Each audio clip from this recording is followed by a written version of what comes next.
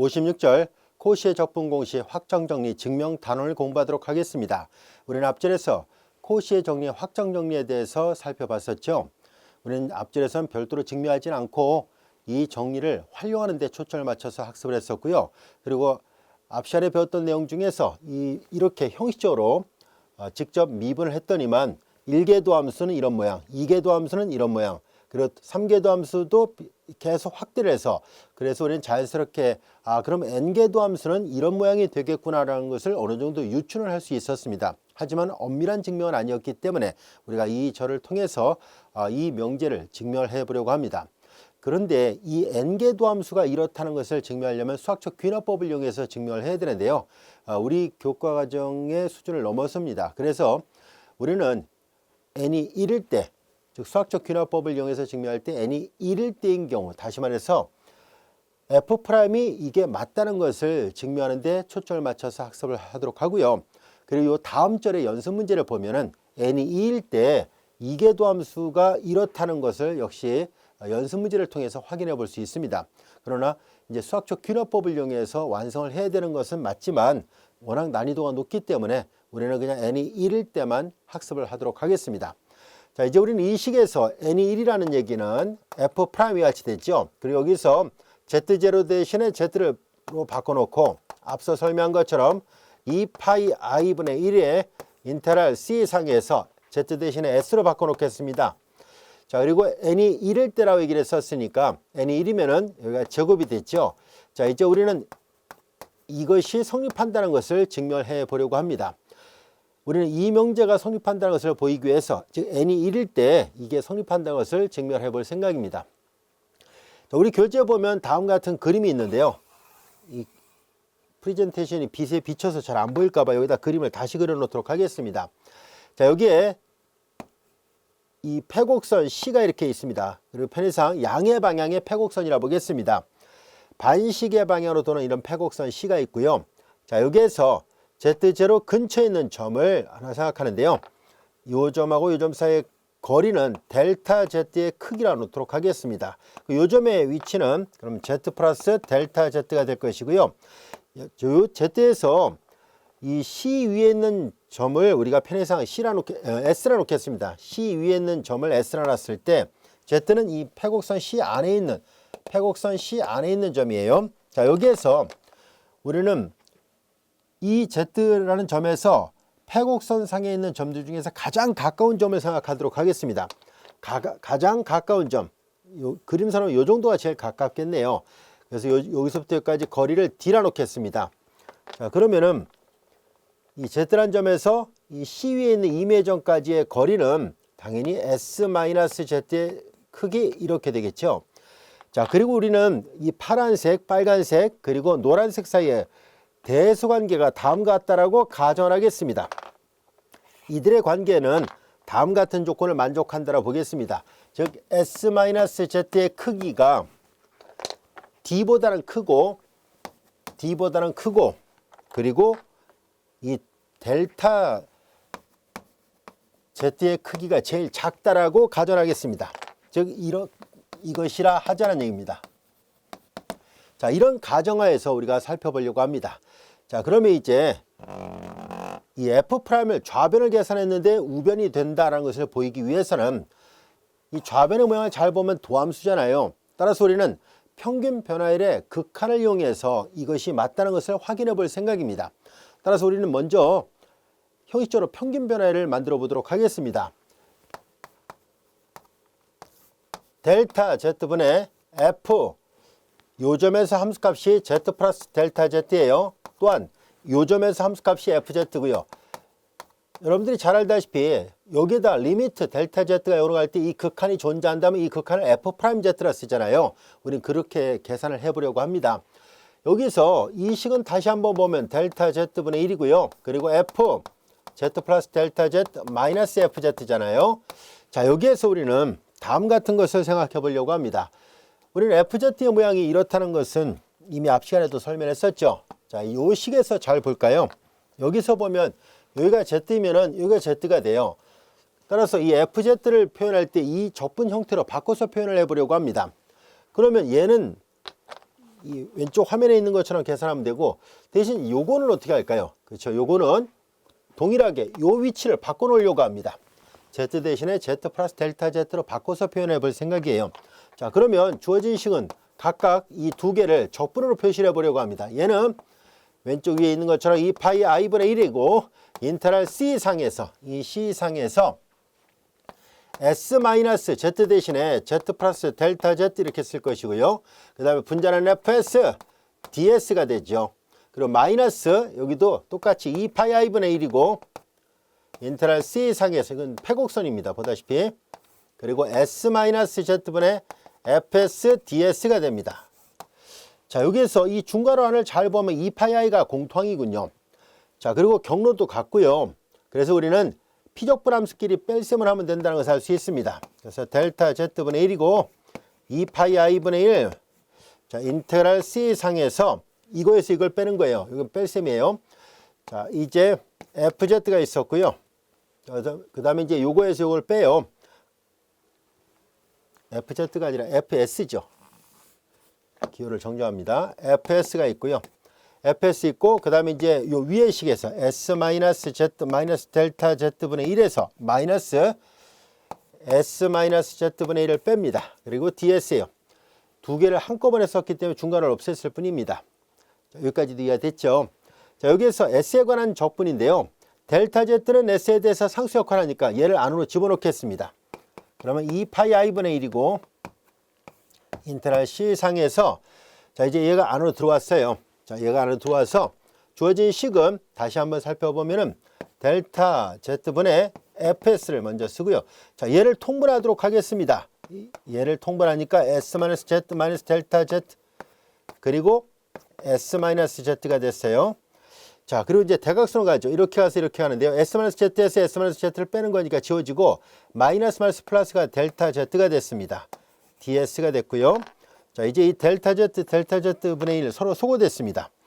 자, 이제 이 식을 다시 한번 써보면 2파이 i분의 1이고요. 인테그랄 C상에서 자, 이걸 위에다 올려 쓰겠습니다. S-Z 델타 Z 그리고 S-Z분의 여기가 FZ가 됐습니다. FS입니다. 자, 이제 요걸 계산한 모양이 이렇게 됐어요라는 것을 알 수 있었습니다. 여기까지 이해가 됐죠? 자, 이제 그런데 여기에서 우리는 다음 같은 것을 살펴보도록 하죠. 자, 여기 보면은 요거 역수 모양 있죠? 이 역수 모양을 잘 볼까요? S-Z 델타 Z 그리고 S-Z분의 1인데요. 자, 이것은 다음과 같이 두 개의 합으로 바꿔놓을 수 있습니다. S-Z의 제곱 그리고 여기는 S-Z 델타 Z가 되고요. 그리고 S-Z의 S-Z의 제곱. 자, 이와 같이 됐어요. 여기 제곱입니다. 여기 제곱이고, 자, 여기 분모 분자에다가 여기는 S-Z 델타 Z, 여기 델타 Z를 넣어야 되겠군요. 이렇게 넣으면 좌변과 우변이 같아집니다. 물론 이 식을 이렇게 바꾸는 게 사실 쉬운 건 아닌데요. 이 정리를 증명하려면 반드시 이 과정을 이해를 하고 있어야 됩니다. 좌변에서 우변이 나온다는 것보다는 차라리 우변에서 좌변 나온다는 것을 이해하는 게 더 쉬울 거예요. 자, 우리는 여기 잘 보세요. S-Z의 제곱 있고 여기 있으니까 여기 분모 분자에다가 S-Z 델타 Z를 곱해봐요. 그럼 분모가 되니까 이제 분자끼리 더하면 되죠. S-Z 델타 Z에다가 플러스 델타 Z가 있었으니까 이게 지워져요. 결과적으로 S-Z가 1승이 있으니까 여기 통분하니까 이게 하나가 지워지잖아요. 그래서 이렇게 돼요. 이해할 수 있겠죠? 자, 이제 이런 모양이라는 것을 이용해서 이제 마저 풀어보도록 하겠습니다. 자, 요 모양이 이렇게 바뀌어졌습니다. 따라서 주어진 식은 2파이 i분의 1이고 인테그랄 C상에서 자, 요 식의 양변에다가 FS를 곱하는 거예요. FS니까 여기다 FS를 곱해요. 따라서 요걸 적분하는 것은 이 두 개의 합을 적분하는 것과 같습니다. 즉 S-Z의 전체 제곱분의 FS 플러스 S-Z 델타 Z 그리고 S-Z의 전체 제곱분의 델타 Z 그리고 FS 양변에 fs를 곱한 거예요. 그리고 이제 바깥에 ds가 있습니다. 자, 두 개의 합을 적분하는 것 같아요. 좌변에다 fs, 양변에다 fs를 곱해서 좌변을 적분한 게 위의 식이잖아요. 그러면 우변에 두 개를 각각의 합을 적분한 것과 같을 수밖에 없죠. 두 식이 같으니까요. 자, 이제 우리는 여기에서 적분이 갖고 있는 선형성 성질로부터 둘로 따로따로 나눠서 생각해 보겠습니다. 그럼 2파이 i분의 1이고요. 인테그랄 c 상에서 s-z의 전체 제곱분의 f s ds가 되고 플러스 이렇게 전개합니다. s-z 마이너스 델타 z 그리고 s-z의 전체 제곱분의 델타 z 그리고 fs 그리고 ds가 됐습니다. 여기까지도 됐죠. 자, 이제 등호를 쭉 봐요. 좌변이 이거였거든요. 좌변은 이 우변의 두 개의 적분의 합과 같다는 것을 알게 됐습니다. 자, 우리는 여기에서 이 부분을 좌변으로 이항을 하겠습니다. 좌변으로 이항을 해보면은 이 식은 이제 델타 z분의 fz 플러스 델타 z 마이너스 fz가 됐고요. 이 식에서 이제 우변의 두 개의 적분 중에 하나를 좌변으로 이항하는 거예요. 2파이 i분의 1이고요. 인테그랄 c 상에서 s-z의 전체 제곱분의 fs ds가 됐어요. 요게 넘어갔거든요. 그럼 이제 우변은 얘만 남죠. 그래서 이거 이퀄 2파이 i분의 1이고 인테그랄 c 상에서 s-z 델타 z s-z의 제곱분의 델타 z fs ds가 됐습니다. 요 다시 쓴 것뿐입니다. 자, 여기까지 이해가 됐죠? 자, 그러면은 요명을 잘 볼까요? 여기서 보면은 이거에서 이걸 뺀 거는 얘랑 같다는 것을 알게 됐습니다. 자, 그러면 우리는 두 식이 같으니까 절대값을 씌워도 같겠죠? 그래서 한 번 더 썼더라 볼게요. 그래서 이 식에다가 절대값을 씌워 보도록 하겠습니다.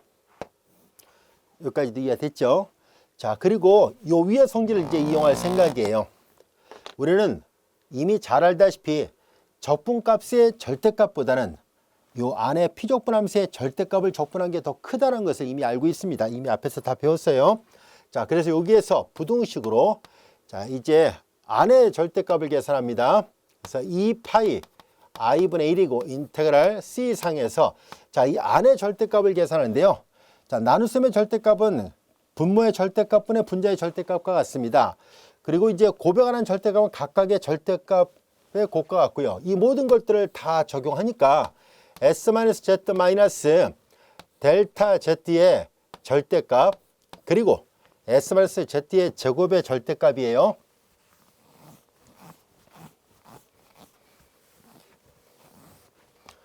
여기는 s-z의 제곱의 절대값은 절대값의 제곱과 같고요. 그 다음에 여기는 델타 z의 절대값 그리고 fs의 절대값 그리고 ds입니다. 자, 여기에서 우리는 다음 같은 것을 생각을 해보도록 하겠습니다. 우리는 이미 여러분들이 잘 알다시피 이 코시 ml 부등식을 좀 사용할 생각이에요. 얘네들은 여기는 2파이 i분의 1이고요. 자, 여기에서 보면은 조건을 하나 집어넣겠습니다. 이 경계상에 있는 점에서 정의된 복수함수의 크기가 일정한 상수값을 m이라 놓겠습니다. 이 복수함수의 크기는 m을 넘지 못한다라고 가정해 볼까요? 그리고 이 C의 이 둘레의 길이를 L이라 보겠습니다. C의 길이가 L이었다라고 가정하겠습니다. 자, 그럼 코시의 ML 부등식으로부터 우리는 다음같이 쓸 수 있어요. 자, 여기서 먼저 괄호를 먼저 붙여볼까요? 자, 이제 하나하나 비교를 해보겠습니다. 그리고 몇 가지 부등식 관계를 이용해서 이 문제를 해결해 볼 거예요. 자, 이 대소관계를 잘 보세요. 이 대소관계를 보면 S- 여러분들이 잘 알다시피 Z1-Z2의 크기는 Z1의 크기 마이너스 Z2의 크기의 절대값이 자, 삼각부등식으로부터 이렇게 되잖아요. 오른쪽보다 왼쪽이 더 커 나왔습니다. 자, 여기에서 Z1의 크기에서 Z2의 크기를 뺀 거에 절대값보다 크다는 얘기 누가 더 클지 몰라서 한 거거든요. 그런데 여기 잘 볼까요? 얘가 여기서 말하는 Z1이고 얘가 Z2였더라 본다면 Z1 마이너스 Z2의 크기잖아요.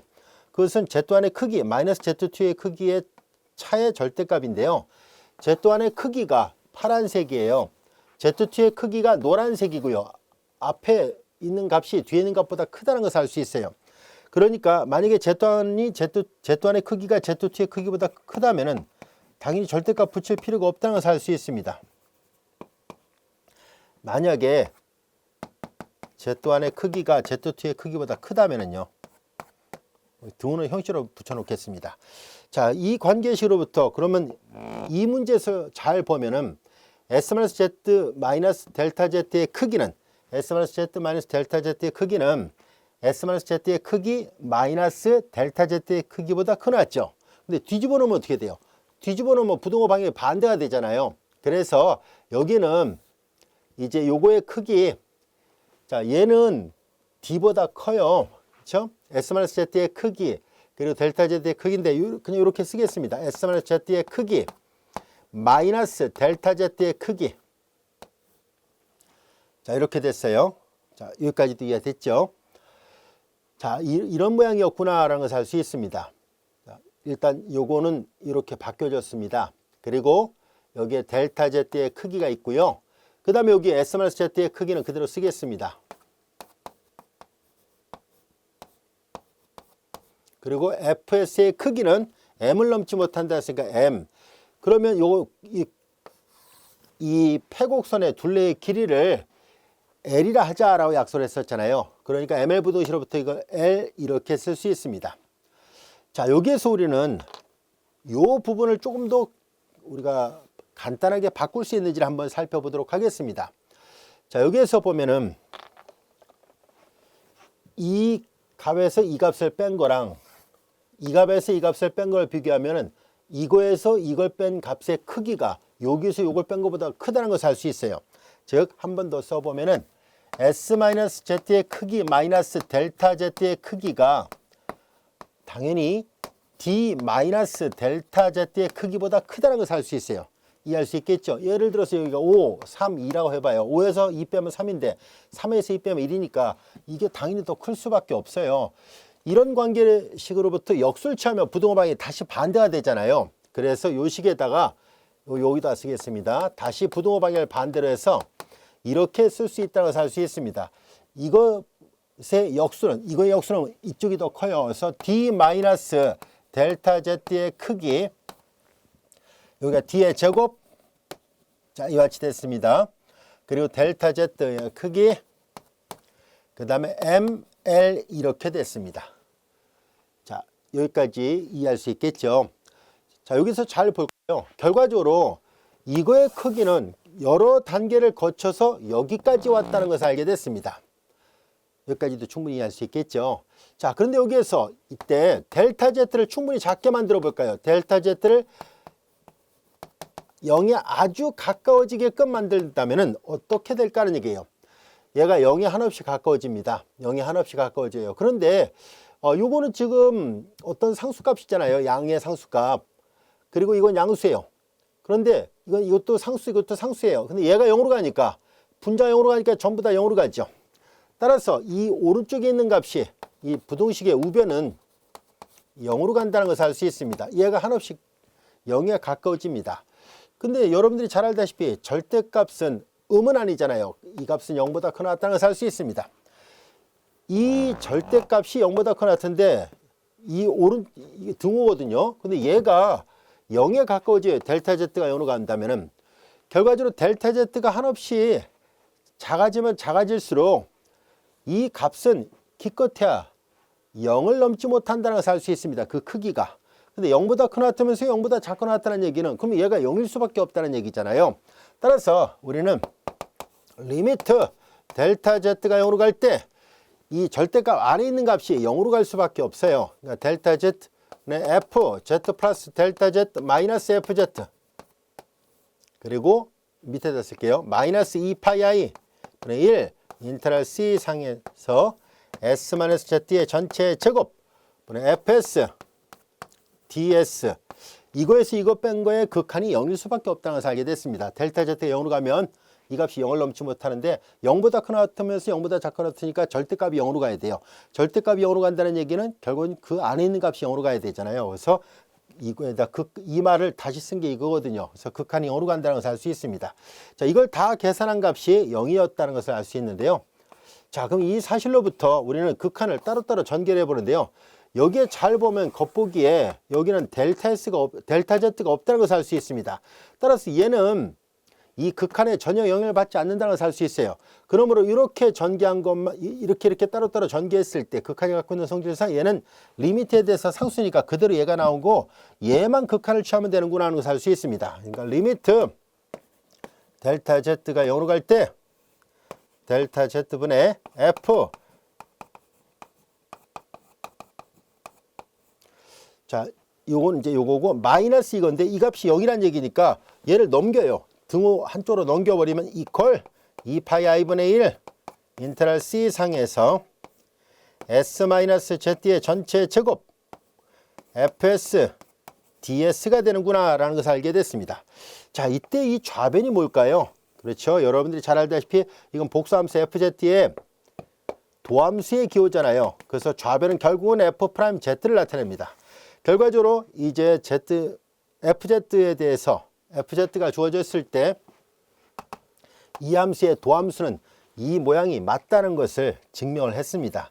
즉 우리는 이 일반화된 형태에서 이거 좀 지워볼게요.